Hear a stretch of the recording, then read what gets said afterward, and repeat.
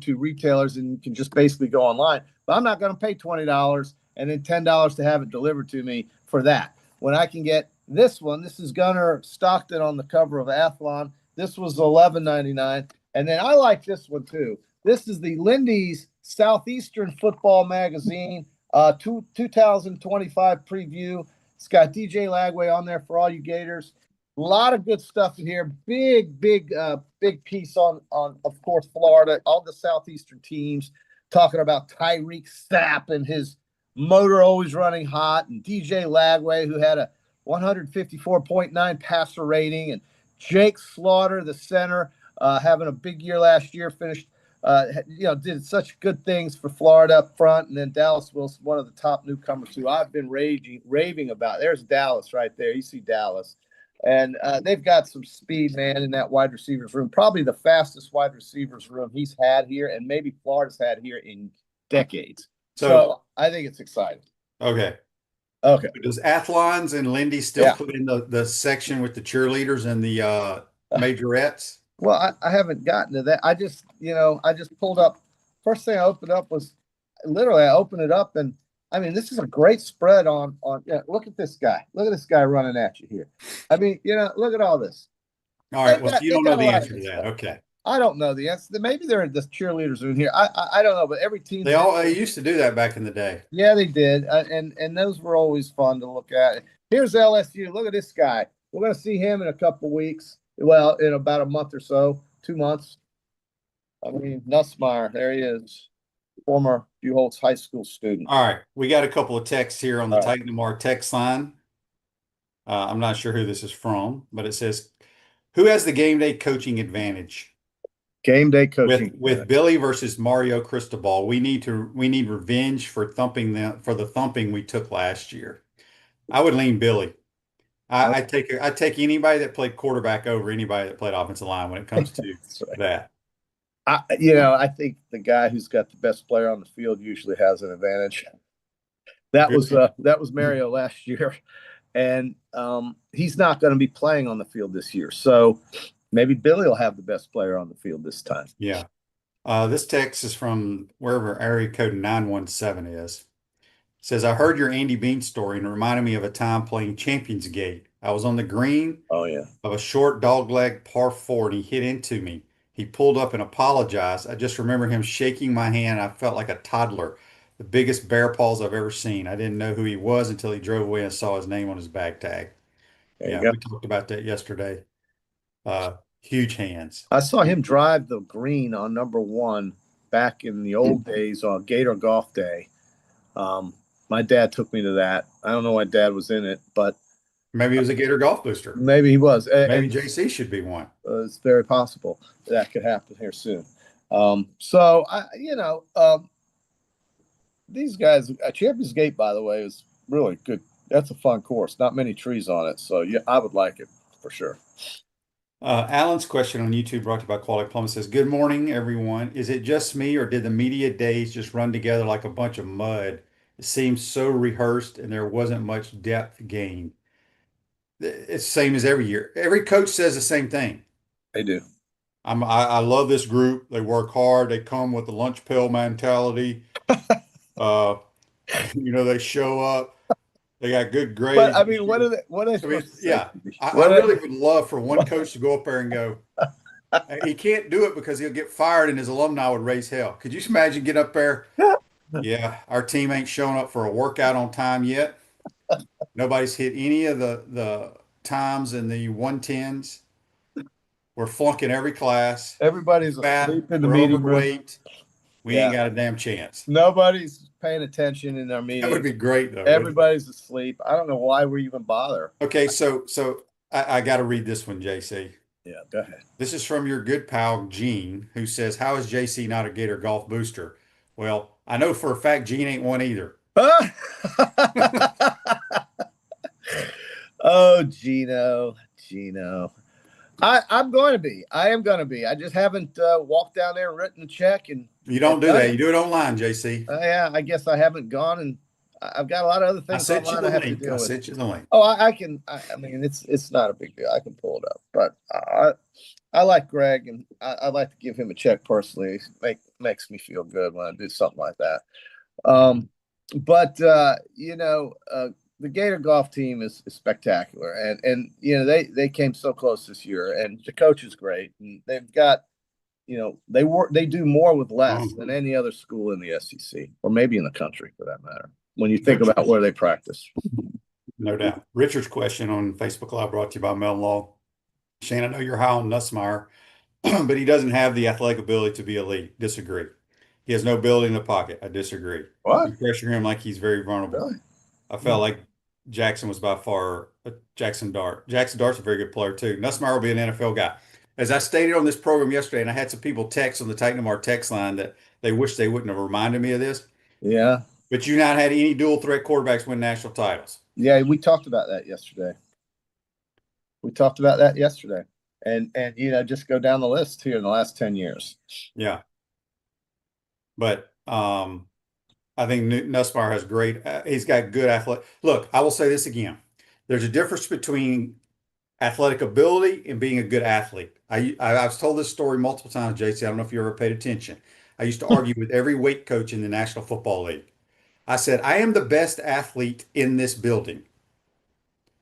I ain't the most athletic because I ain't gonna lift a lot of weights. I'm not gonna squat 400 pounds. I'm not gonna beat you in the 40-yard dash. But let's go play golf, tennis.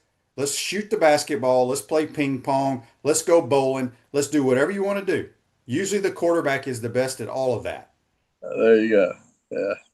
And but I mean, you're not going to get the defensive lineman hitting golf balls straight down. Right. But back to the story is, I think too many people get enamored with how big a guy is and how he throws a ball and how fast he is.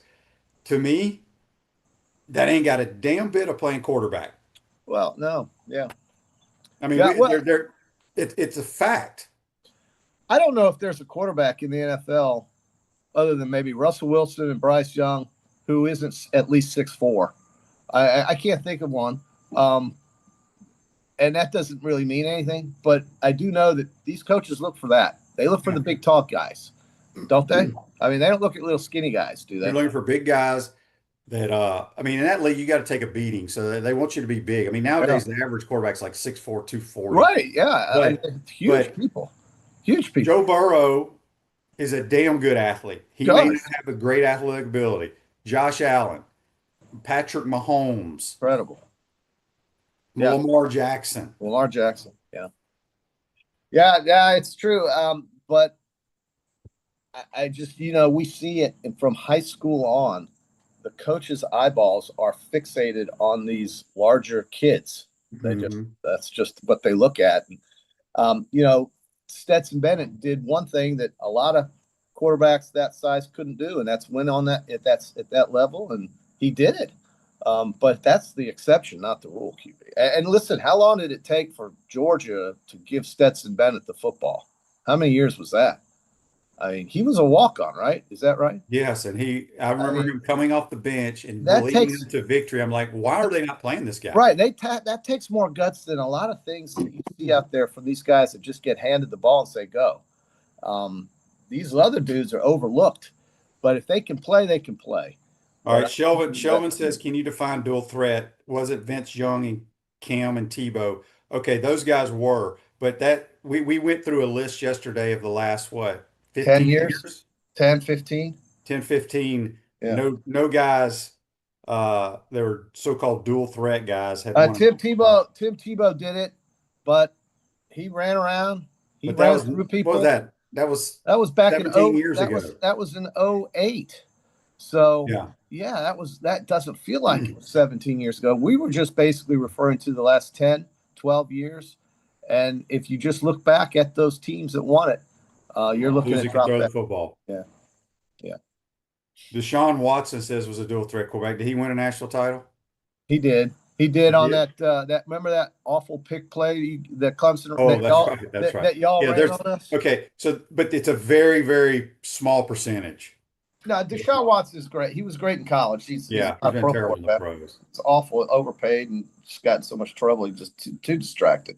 He wasn't terrible at Houston, But after all the distractions, he kind of turned into the Tiger Woods syndrome. He got all that off-field stuff going on, and he just lost his edge. And he's not the player he used to be. And Jenny Haslam was a sucker for giving him all that money, but he gave it to him. And this is interesting. I did not hear about this. This is on Facebook Live, brought to you by Mel. Did you see that Justin Herbert is wearing red tinted contacts to cut down on the glare instead of a tinted visor? Did you ever? No. I probably should have worn contacts. I can't wear contacts. Here's one for you, I QB. never did visors because I Yeah. don't like them. Here's one for you, QB. Justin Herbert, top 10 NFL quarterback or not? Ooh, I like him a lot. You do, but you do realize he's been in the league for 5 years, has no playoff wins. He's 0-2. And Well, sometimes that ain't his fault. I mean, Chargers weren't terrible around. He had players around him, didn't he? I don't know. I don't know if he's a top 10 guy or not, but that's I don't either. I mean, I don't have a list in front of me, but I like him a lot. Yeah. I like him a lot. Barone 71 says 3 things. Lazy, delusional coaches fall for the QBs, especially at lower levels, with the size, cannon arm, and running ability. Yeah. QB can make quick reads and precision throws any day. I agree. With strong arm. Yeah. Electronic Swirl. Integration, design, special, smart home automation, entertainment, affordable local installation, service, and support. Check them out, electronicsworld.net. You can get you multiple TVs, hook up, listen to the British Open this morning with the British announcers that you love, JC. I watch that all day long. I just could listen to that. I could look at the scenery and watch these guys play those courses. Literally, I could sit on my fanny for 10 hours and watch that. And there's very few things I can do for 10 hours sitting. Very few, but that's one of them. And I don't know what it is. I think I'm just enamored with that whole setting of playing golf in the United Kingdom in July when it looks like January out there. And it's just incredible to me. That whole experience in Scotland was unbelievable for me last year. I'm going to go to Ireland here in a couple of years, I think, and just say, you know what? I did both. But I just love watching that. I don't know why.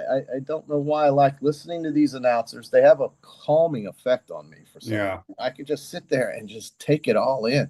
And it would literally bore most people to tears. But for me, and I think probably for you and guys like us that watch golf, man, this is the best stuff. I like to typically record it in the daytime, try not to see who was doing well, and then watch it later in the day after my day is over, because it's hard for me to just basically destroy the first half of my day watching that, but I could do it if I didn't have anything else to do, I guess. And usually that's not the case.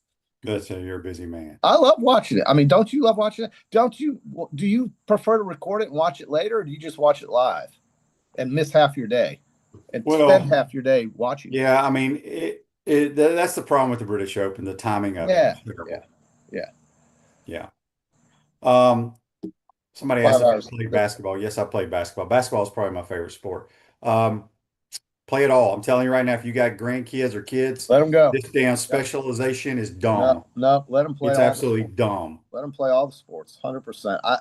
I played baseball and soccer, so obviously I liked running around. Running was fun. Yes, you're a runner, JC. I was. So people want to know what my biggest where was it? Alan says, so what is the biggest advantage of being a good QB? Is it the intangibles of being able to see the field, quick release, or being on target? Look, there's 3 things that I'm a firm believer and always will be in the quarterback position. One is decision making and understanding the offense. Basically, do you know how to play the position? Number 2, accuracy and anticipation. Number 3 is mental and physical toughness. That's all I need. Ooh. Those 3 things. Mental and physical toughness might be the hardest one of those 3. Because you can be born with accuracy. You can be born with leadership, whatever. But having it between the ears, man, yeah. That's where you find the best at it. I think this guy we have here has it between the ears. I think he's very good. Yeah, and I mean, I just read where 16.7 yards per completion. That's pretty robust. He's not hesitant to throw the ball downfield. Well, he had a 154 passer rating, DJ Lagway. Right. So we talked about this, and I'm hoping it carries over to this year, which I think it's going to. But I've said it multiple times. The easiest throw in football is down the field. Yeah. Do you know why, JC? Because you don't necessarily have to be as accurate as maybe some of those post patterns you run or some A of post the is wheel down the routes. field. Well, it could be, but it could also be a skinny post. It could be Yeah, but I'm talking shallow about post. down the field because Well, you just you throw have it. one quick read or no read at all, and you let it go. Let it go. It's safe. You know, I always, when I was coaching and the starting quarterback got banged up, next guy had to come in. What do most coaches do? Oh, Turn it well, and hand it off to the running back. yeah, just With let the backup's someone in. else, let No, someone else, throw the ball deep and just let because it it's go. safe and nobody expects it. But Right. when you throw slants and hitches and Wheel, intermediates, wheel routes. And, there's a lot of crap. Wheel routes are very safe, by the way. There's so much crap that balls can get tipped. If you're a little bit late, it's a pick six. It's just dangerous. Throwing the ball down the field, easiest, safest throw in all of football. There's your I football. think well, that's a good football tips of the day. I didn't know that your boy Slaughter was so well received in terms of He's an All-American, first Jason. team All-American honors. Right. And per Pro Football Focus, your thing, he posted the team best 81.1 offensive grade, 5th nationally among centers. So if DJ's going to have all those great numbers, they need guys like that up front to take care of them. And I think that's what the Gators have. I didn't know that Dallas Wilson was 6'3", 209. I just saw him running around. He looked so fast, I couldn't tell how big he was. No, I said this. My God. Seeing him in person, Jeez. and people can take this however they want to take it. He looks like he should be wearing an Ohio State uniform. Right. He's what a 5-star looks like. That's right. He's what the damn Ohio State wide receivers that go to the league every year look like. There you go. It's tremendous. I mean, the depth they have at the wide receiver room is something special. I hope. I mean, I hope Vernell Brown turns into a great one. He's got a chance. He's going to be really good too. I told y'all that Elijah Williams, who coached him in high school, yes, that he's a combination of Ike Riedel and Quezzy altogether. Wow, that's something. And then yeah, go ahead. I'm sorry. Daryl's text on the Titan MR text line. Good morning, guys. Who is y'all's breakout player for the year for the Gators this year? JC, you're a traveling man. We are heading to Maine in a few weeks. Oh, wow. Good for you. Go to Maine. Yeah. Get that trip in before football season. I think that's great. You're going to have a great time. There is a bay there. It's called my wife went to Maine with my aunt not long ago, and they went to some bay place. It's called a bay. They flew into Portland, and then they went up the coast. You got to stay on the coast in Maine. But that's a nice place to visit this time of year. That's for sure. Yeah. Alan says here, I was blown away that many analysts seem to think that the Gator weak point was the defense. What do you guys think? Well, Alan, if you've listened to my program here, I'm still not sold on the defense. I think Gator offense has a chance to be elite. I'm still concerned. I know we played better at the end of the year, but still, and stats sometimes are misleading. But when you give up over 500 yards to Ole Miss and LSU, we were fortunate. We came up with plays when we needed to, but they missed field goals. You know, what Lane went on it for 4th and 1, and he only converted one of those 4 times. Just crazy stuff. I need to see us play at a higher level defensively this year. Would you be okay if they won games 45-30? Oh, I don't care how we win the games. I'm just saying, and I'm glad we won them, and our defense made some sacks. We sacked Nussmeier. But when you look at the picture of how the opposing team is moving the football, that's where I get concerned. Maybe because I look at the game differently, right? No, I mean it makes sense. It totally makes sense. You want a defense that gets the offense on the field as often as possible. It doesn't sit there. Yeah, I think LSU had but I think everybody ridiculous time. All the national media experts or whatever you want to call them, I would say if they had to look at Florida's offense or defense, which one are they saying is going to be more productive? It's offense. It's without a doubt. It's without a doubt. But there's some. I think they got some players on defense. I do too. Yeah. I like this Banks. I like Sapp, the 2 seniors. I think Devin Moore's going to be great. He's an NFL guy if he can just stay healthy. No question about it. 17 tackles last year. I think this Castell could be good at free safety. I don't know. I mean, I think they've got some real potential there on defense. We'll have to see it happen, though. We got to see it happen. Silverback concrete Gonna be builds firm tested. foundations for generations. You stand on it. We stand by it. Text here on the Titan MR text line from Larry. He says, which Hoyguard are you guys rooting for? I've got both. Well, a shocker. I've got both, but my bigger odds are Who's is it Rasmus. Rasmus or Rasmus. Nikolai right now in the lead? Rasmus is ahead. Nikolai's right behind them. They're twins. I got them both. Huge They're number. identical twins too. Identical at long odds on these guys. So, I think that's value there. Obviously here they are in the second round. They're going to end up, very high. But I've also got a top 5, a top 10, and a winning ticket for Hatton. And so if he doesn't win, I'll get the other 2 if he stays up there on the leaderboard. And I think that's the way you play it with some of these European guys. You got to have those guys. Like Fleetwood's going to be in the mix. You watch Fleetwood as he starts. He just eagled a par 5 before we came on the air, number 7. And if his iron play is there, he'll make some putts on those greens. And so there's a big difference between putting on those and then putting on this Bermuda crap we have over here with the grain and all that. So I think it's really advantageous to some of these players, specifically Fitzpatrick, Fleetwood, Hatton, Rory, even Lowry, who won it here the last time they played. These guys you have to have in a top 10 or top 20 type bet if you like to win bets. And if you don't, then just pick somebody like Wyndham Clark. He won't win. Pick somebody like that's who you picked, by the way. that was my long shot. Yeah.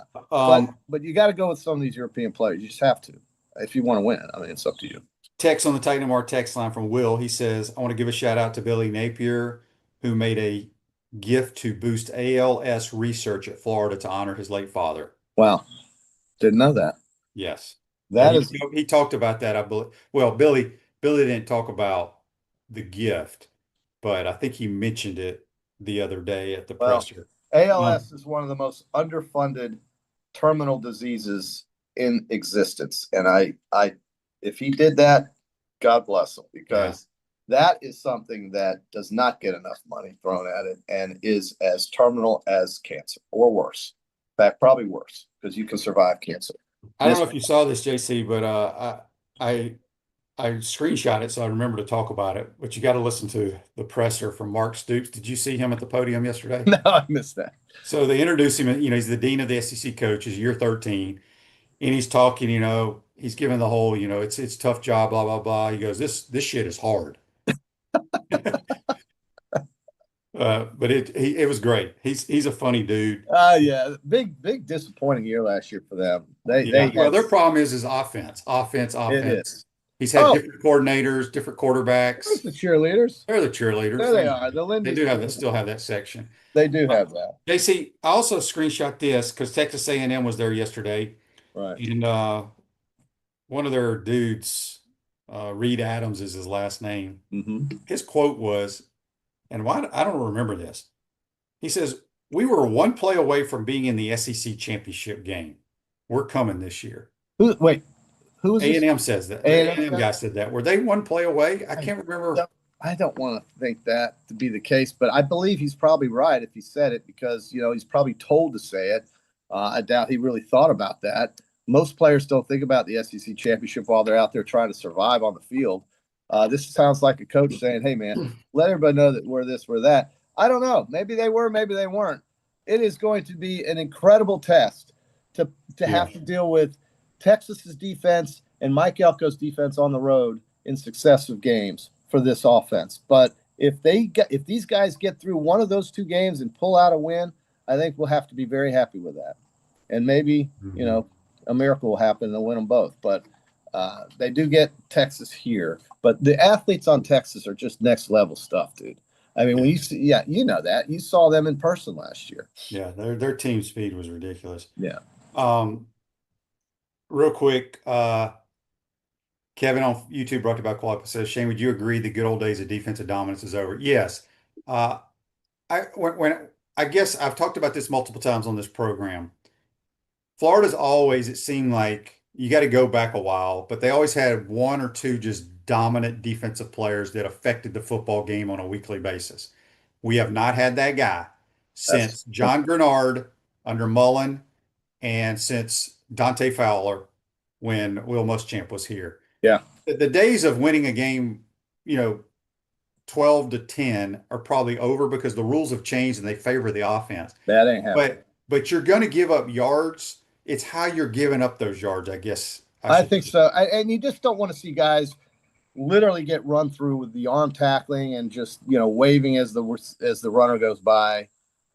You got to have guys make, open field tackling QB. I think that's something that gets lost when you look at defense. How good can a team tackle in the open field, one-on-one? That kind of thing is so important, especially at the line of scrimmage when a runner is trying to hit the edge and you've got a guy, a deep back or an edge linebacker that comes and makes a solo tackle on his own, keeping that running back or wide receiver right at where he's at the line of scrimmage. Mm-hmm. And if you miss tackles, man, it shows. It is a virus.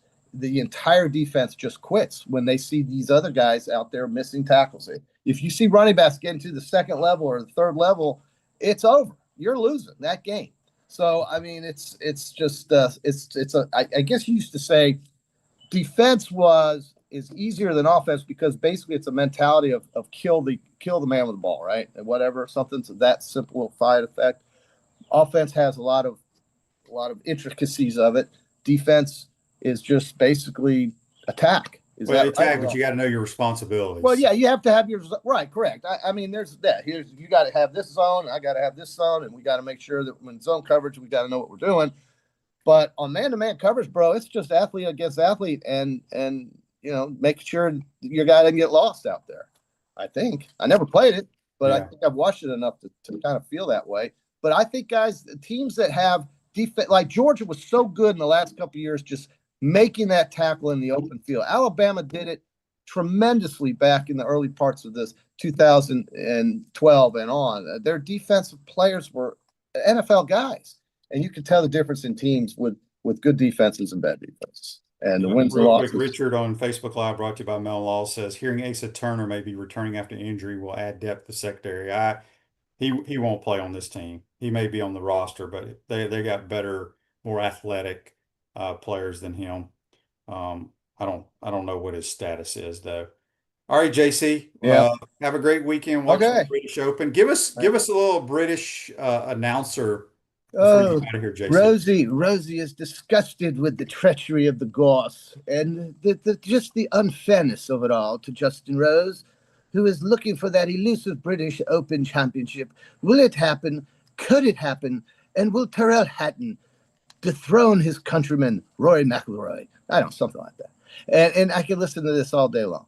And I love these British announcers. These people are so funny. Off he goes. So, I mean, Peter Allis was the classic Hall of Fame announcer. He's no longer with us, the late Peter Allis, but he was a class. Pull up some old YouTube video of Peter Allis, and you will enjoy the sophistication of the announcing of the Open Championship in July, this year at Royal Portrush, next year at Royal Birkdale, and of course, get your tickets now on the lottery system. Go online. You need to at least advance your request 12 months. So that is the Royal John Cornell. That's so royal. We'll see you on Monday, George. Yeah, man. JC. That's JC. Join us on the Titan No More Hotline, courtesy of Comfort Temp. Quick timeout. Come back. We'll be joined by Florida Gators senior writer Scott Carter. He was in Atlanta with the squad. We'll get his thoughts. You're watching and listening PodUp Matthews in the morning from the International Diamond Center studios. We'll be right back. Our premium sponsors are Campus USA Credit Union, International Diamond Center, Meldon Law, QC Kinetics, UF Health Orthopedics and Sports Medicine Institute, JF Hayden Craft Liqueurs, Florida Cracker Kitchen, Los Linderos Tequila. Gridiron sponsors are Baker Sporting Goods, Comfort Temp, Electronics World, Florida Victorious, Gallo Car Wash, Miapa Latin Cafe, Peachland Dental, Quality Plumbing, Ruse Ogre State Farm, Silverback Concrete, 84 Lumber, Big Mills Cheesesteak, Celebrate Primary Care, Dowling Sign, Gator Bait Media, Gator Dominoes, Ironwood Golf Course, Tropical Smoothie Cafe, UF Bookstores, Nest and Wow, MG&A Wealth Management. Watch and listen to us live on Facebook and YouTube. Listen to the podcast whenever on Apple or Google Podcasts, Spotify, or wherever you listen to your favorite podcast. Remember to like, follow, and subscribe so you don't miss an episode. To become a sponsor, call my man Freddie at 352-284-3733. What's up, everyone? I'm Mike Pouncey, and this is my twin brother Marquise Pouncey, and this is Life After Football. Let's go.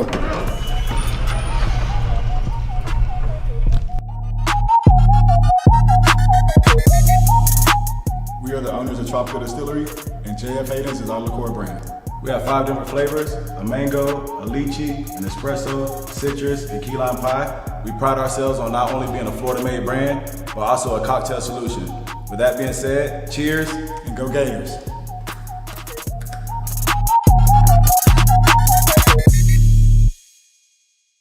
Ho, all the way from the North Pole. It's me, Santa Claus. I'm here with my friend Steve Spurrier for an amazing Christmas in July offer. Spurrier's Gridiron gift cards are on sale for 20% off. Coach, how do they get them? You can go to spurriers.com and order a digital card or stop by my restaurant in Celebration Point and pick some up today. Thanks for being my holiday helper in July, Coach. Hurry, this special Christmas in July offer is for this month only. Ho, ho, ho.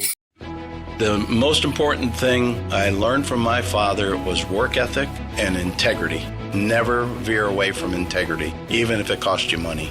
International Diamond Center owner Keith LeClaire. The core value for IDC is to protect the customer. That means offering the largest selection, uncompromising quality, the strongest warranties, and honest guidance from experts who are not paid on commission. International Diamond Center at Celebration Point. Online, shopidc.com. Welcome back to the International Diamond Center Studios. Florida Cracker is the brand for original Floridians. Great food, Southern hospitality in the center of the universe, Brooksville, Florida. That's floridacracker.com. Back to the Tight Number Hotline, courtesy of Comfort Temp. It's senior writer, floridagators.com. Scott Carter back, well rested from SEC Media Days. What's up, my man? Hey, Shane. Yeah, little trip up to Atlanta, and Billy Napier, pretty optimistic. You could tell, probably the most confident I've ever seen Billy speak in the public setting about the program. So he's obviously feeling good. And 11 days from now, I think they report. I'm looking at my July 29th. They report to camp. So it is getting close. Yeah, I think we were joking around with JC. Some of the listeners were talking about they liked what they heard or from Billy, but then they watched all the SEC days and said they didn't get anything out of it. I'm like, has there ever been a coach walk to the podium and say, we flunked every class, nobody can bench press 300 pounds, we don't like the way this team works out? Everybody's optimistic this time of the year. Yeah, this time of year always reminds me of that old clip of HBC when he's at South Carolina. Remember when he comes out there and jokes with the media? It went viral where he just says, yeah, we can't kick, we can't do this, we can't do that. So that's what time of year it is, Shane. Everybody's optimistic, as they should be, because everybody's got a clean slate. And I think in Florida's case, I'm sitting here as I'm pretty reasonable on all this stuff. I don't get too caught up in wins and losses because, in my job, you can't really do that. But I do feel like there's more reason for optimism going into this year than probably any season since 2019, if you want to be frank. Agree. Andy's got a question on Facebook Live brought to you by Metal Law. Scott, other than the Gators, was there a coach or player you were particularly impressed with at SEC Media Days? I spent most of my time around the Gators. I mean, obviously, I got there the day after Arch Manning. He was the big draw before, I think, DJ Lagway.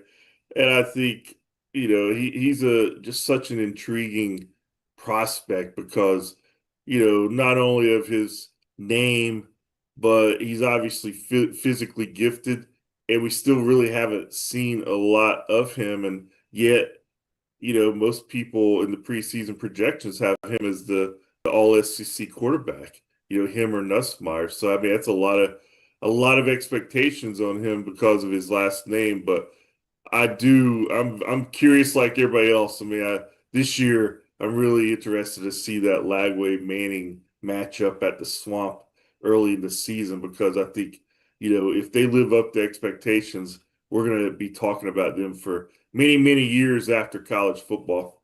Yep.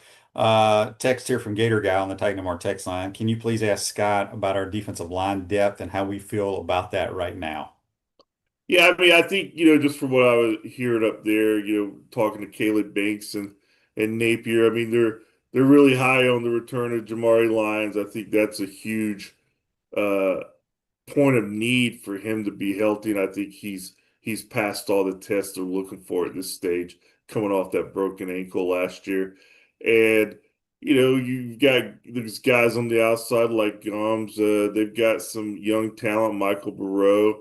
I think they're confident there. They probably would like to have a little bit more depth. Obviously, the loss of the Shivers kid due to off-season trouble. I mean, that was a little that was a punch for depth. And I could tell Billy really liked him on signing day as a prospect. He said one guy that not enough people are talking about is Brian Taylor, the JC transfer from Blinn, Texas, I think last year. So he's going to have some opportunity there. I think maybe more than he would have had. So they've got enough people there. It may be enough talent to overcome any depth concerns. So, but I do think it will be a position that's going to be watched closely. I mean, they need, I think, better interior play on the defensive line to take that next step as a defense. Dan's question was on Facebook Live, brought to you by Mel Law. Did you like Atlanta as the location for media days versus the other places? I actually do like Atlanta. It's just easy to get to, and I like the downtown area. I mean, Hoover's fine. Dallas is fine. I don't, Nashville's the best place. Yeah, Nashville, it's funny because 2 years ago when it was in Nashville for the first year, I actually had a time where I couldn't make it, so Chris went. So the only time it's been in Nashville is the only time I've missed it in recent years. But Atlanta always works for me. I mean, I just one thing I did notice about SEC Media Days this year, I was talking to some of the national writers who I've known for a long time. There definitely seemed like less people there than maybe in recent years. If you saw some of the interviews on TV, the SEC Network, you could see that main room. There were a lot more empty seats there than normal. So I don't know what that means. If anything, it's one of those events. I think it's kind of a made for TV, a week-long commercial for the league and ESPN. So it serves their purpose well. But all these things evolve. We'll see what they do with it as they move forward. I think the College Football Hall of Fame is great to have it there, but it's a weird setup. Yeah. But like you said, when they usually have it at these hotels, and correct me if I'm wrong here, there's such long days. I think at least the writer or whatever, when there's a big break, he can go up to his room for a little bit, then come back down. Yeah, that certainly helped because even I really only go for the Gators Day. I got up there on Tuesday afternoon and went down and checked it a little bit out, and then obviously followed the Gators around on Wednesday. But there was a period there where you can get away either in a lobby desk or up to your room. It makes it easier. But Shane, I just think there's less writers around now. It's more of a digital thing now. It's more about video and just sound bites. So I think you're seeing less riders go because they're not really getting anything unique from it like the old days. So again, we'll see how that evolves, and it is what it is. Yeah. This is Ronnie, a text on the Titan More text in Knoxville, Tennessee. He says, in your opinion, both of ours, is there someone on our defense who's not being talked about now, but will have our attention by mid-season? I think I can probably answer that a little bit more after I watch a little bit of practice, but just coming off the spring game, the one guy on defense that caught my eye because he was flying around, he was near the ball no matter what, is the Stubbs kid. He wears number 9, at least he did in the spring game, but I was extremely impressed with him. Yeah, Drake Stubbs. I mean, he's over from Jacksonville. He's one of their top freshmen coming in. You look at him and Ben Hanks the third back there in the secondary, a couple of young guys who I think will have some opportunity to kind of make a name for themselves in year one if they can. But when I think of this defense, I'm always thinking top shelf, Shane, because to be great, at this level, you have to have breakout stars. You have to have stars. And I think the Gators look at offense, you got Lagway, you got Jaden Ball. You've got Dallas Wilson, the freshman receiver. Some of these guys, it's easy to envision they can have really tremendous seasons, make all SEC. I think on defense, the guy who really needs to make that jump to me is LJ McCray. He Yes. just came in with such potential. And, he was a typical freshman last year. He looked better by the end of the season than he did at the start. But I just think, I think that defense can get a huge boost if he starts reaching some potential in year two because the guy's physically gifted and they could use some big time production from him. Miapolatin Cafe, discover the ultimate Cuban culinary experience at Miapolatin Cafe. 5 locations in Gainesville and Alachua, never far from the best Cuban food north of Miami. A few more minutes with Scott Carter before he hauls butt on a family vacation. Scott, so we got a bunch of text here. I'm just going to kind of just paraphrase and just answer the question here. Your thoughts on DJ Lagway's health? We all know what DJ said. Every athlete's going to say they're healthy. He's still on a pitch count. He'll be ready to roll, but I do not think he will be 100% probably the entire football season, but most guys aren't. Just give me your thoughts on DJ. Yeah, I mean, that's going to be the big question. I mean, yeah, if they played a game next week, I think he's able to go out and do what he needs to do. But obviously, when you look at the track record, and it's a small sample size, I get the questions. But I think it's just he's it's about managing a lot of things that he's probably never had to deal with. It's also a lot of people around him probably being concerned about a lot of things that maybe weren't concerns in the past. So it's just where he is in his career. But until he gets a large sample size of going out and playing and not being banged up, I mean, I think it's just natural that there's going to be those questions. But as of right now, I don't really have any major concerns about him being ready for camp. And we did get Billy off to the side at the end of the day the other day, and obviously that was brought up. And Billy's the one quote I remember him saying, "Look, DJ Lagway, he's a guy you don't have to worry about. He's going to be ready." So obviously Billy is okay with where they are right now, and we'll see what that means. August 30th when they play, but I as of right now, I have no major concerns about him not being ready for camp or the game. When you look at the schedule, Scott, I've talked with pretty much everybody that comes on this program, that 4-game stretch at LSU, at Miami, Texas at home, and at A&M. I think worst case scenario, we have got to go 2-2 in that stretch. Obviously, 3-1 4-0 would be ideal. But don't you think we have to go 2-2? Oh yeah, no doubt. You have to win half of those games to have any potential, I think, to have a college football playoff shot. Unless you win every other game from then on out, you finish 10-2. You still have a shot then. I don't know if 9-3 is going to be good enough. It might be, it might not be, depending on how the rest of the league beats up each other. But one of the themes of the other day that for the first time in a long time, I think it's relevant. Every year we talked about every year everything's great at this point, but I actually asked a couple of the players, about is this a year that Florida fans can seriously talk about the college football playoff?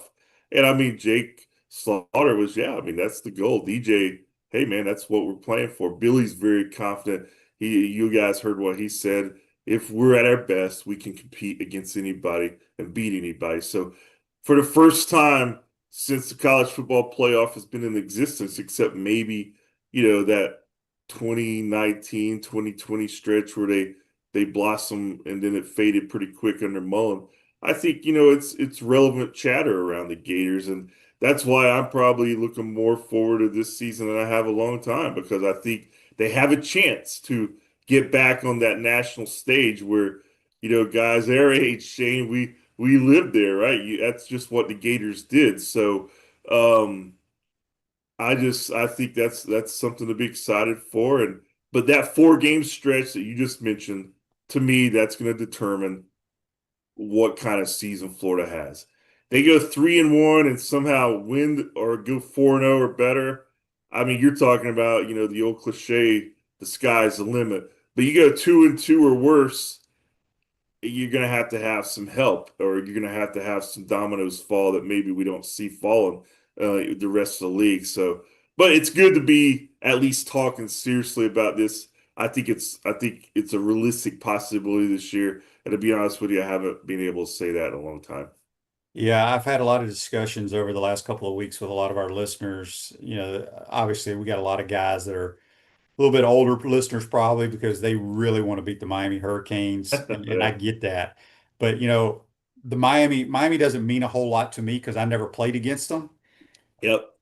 I think that LSU game is so critical because it's a conference game, and I think LSU is going to be a better team, have a better record than Miami when it's all said and done. I just think that beating them in Tiger Stadium will go a long way. So um, we'll see there.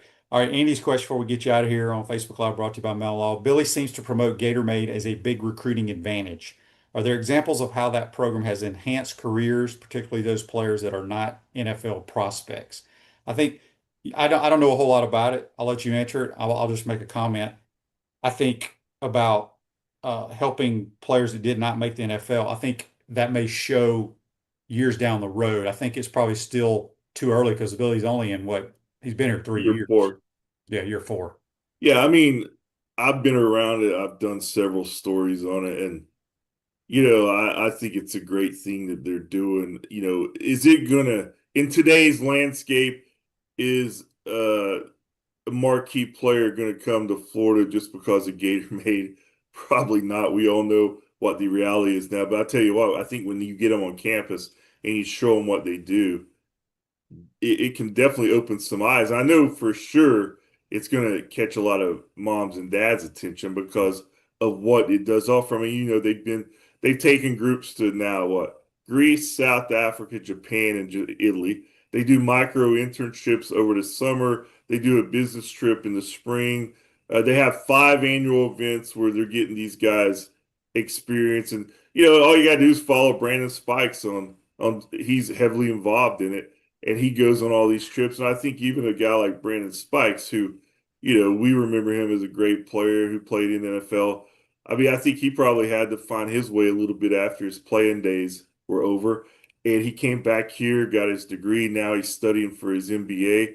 So, I mean, he's kind of a poster boy of, there's a lot of opportunities out there after football, even when you're a really good player. And not many players are ever going to reach Brandon Spike's status as a player. So for all these guys who, aren't going to play in the NFL, I mean, it is a great opportunity. But again, I think it's where the adults in the room can really help guys and show them what that can do for them. So I think it's a really good thing that he's done. He said the other day, it's second to none nationally. And I probably have to agree with that because it was a new concept even at Florida. And I wasn't sure what to make of it when they started, but I've been very impressed with what all they've done. Yeah, because I don't know who gets chosen, how they get chosen to go on these trips into these different functions. It's a competitive thing. I mean, they have to be engaged and go through a process and go through interviews. It's not just where they're, hey, this guy's the best player on the team, we need to take him. I mean, it's not like that. They have to earn it. So I like that aspect of the program as well. Yeah, and I think, and I don't follow it as closely, obviously, as you do, but it seems like, most of the people you see pictured or whatever, they're not names that they're not starters or big time players. There's probably these guys that realize, look, I have an opportunity to earn a degree at a major university. Do I have a chance to play pro ball? Maybe, but it's very, very slim. So I'm going to look at different avenues and take advantage of it while I have it here. And I think that's what these guys are doing. They're doing a great job. All right, last thing, Russell on YouTube brought to you by Quality Plumbing. Shane, when a QB misses throwing in the spring, can he make up for it when he throws all summer in camp to his receivers? Yeah, I think the biggest thing that not DJ, not just throwing in the spring, it's being able to get reps, especially against zone defenses. We all know DJ just attacks and does it very well against man coverage down the field. It's the zones. Like if you go back and you remember some of those interceptions he threw against zone coverage against Tulane, those are in my mind. That just the more reps of how to where the open areas in these zone coverages would help him just throwing to receivers. I mean, you can pick that up pretty quickly, but he's still going to be on a pitch count, things of that nature. So, look, he's going to be fine. Obviously, anytime you can have your starting quarterback with the starting offense, it's going to be better than him not practicing. So we'll leave it at that, but he'll be fine. As Billy said, he'll be ready to roll. Scott, good stuff as always. You got any good articles you're working on for people to read on the website? Not so much this week. Like I said, it's my final little family vacation. But when I get back, believe me, we'll be rolling with camp, and I'm going to try to do a few things differently this year, just in terms of you know getting to know the players a little bit more. I mean, there's been such transition the last few years, Shane. I feel like I've lost a little connection there, so I want to get some of that back. And as I said earlier, I just feel like this is a team that intrigues in a different way than in recent years, and I think they could be on the cusp of something special. I mean, I don't know. I just know that I'm talking about that possibility this year and mean it. Instead of just being that optimistic preseason pundit. So I'm as curious as the fans and your viewers out there about this team this year, because I see it. I see it's going to be. It's almost like last year in some ways. The expectations were high, but I wasn't quite all bought in. It went wrong early, and then they really came back. I just feel that momentum they built at the end of the season. I saw something there that I hadn't seen in a while. That's a kind of grit and mental toughness that great teams have to have, and they showed that. So now can they build on it? And that's what I want to see. Has the Media Boys poll come out from SEC Media Days yet? I think it's going to be released early this afternoon. I think. Where do you think the Gators are going to be, like 6th or 7th? I'm going to say 5th. I'm going to go with 5. I think that's probably seemed like most I was here, but at the same time, I had some national guys come over to me and kind of, all right, tell me a little bit more. What's these guys really like? And I kind of said what I just did to you. I mean, Yeah. I think they have potential to do something special. I mean, the dominoes have to fall correctly like they always do. It's like if you were talking about the 2008 Gators, Tebow had to stay healthy. They had to get production from Spikes. Well, guess what? 2025, Lagway has to stay healthy. They have to get production from the defense. That's all. But the talent, I think, is there for that to happen finally. And so that's why you're hearing me being pretty optimistic here. No, I'm optimistic too. I think there's 3 so-called surprise teams in the SEC that could happen this year. My 3, one obviously is the Gators. Yeah. The other 2, I think Auburn has a chance. I think they're very good defensively. I think they're loaded at wide receiver, and I think Jackson Arnold will make them better. And I think the Oklahoma Sooners, with their quarterback and their additions, I think John Mateer is going to be a phenomenal player for them. So those are my 3 sleepers, and hopefully the Gators are better than the other 2. The other 2 may win 2 games. Who knows? And I could be totally wrong, but that's my thoughts. Scott, have a great vacation, and we'll be ripping and rolling here pretty soon, my man. All right. See you soon, Shane. Yep, that's Scott Carter. Does a tremendous job covering the Gators for FloridaGators.com. Join us on the Tight Number Hotline courtesy of Comfort Temp. Have a great weekend, folks. We'll recap everything on Monday. See you then. Take care.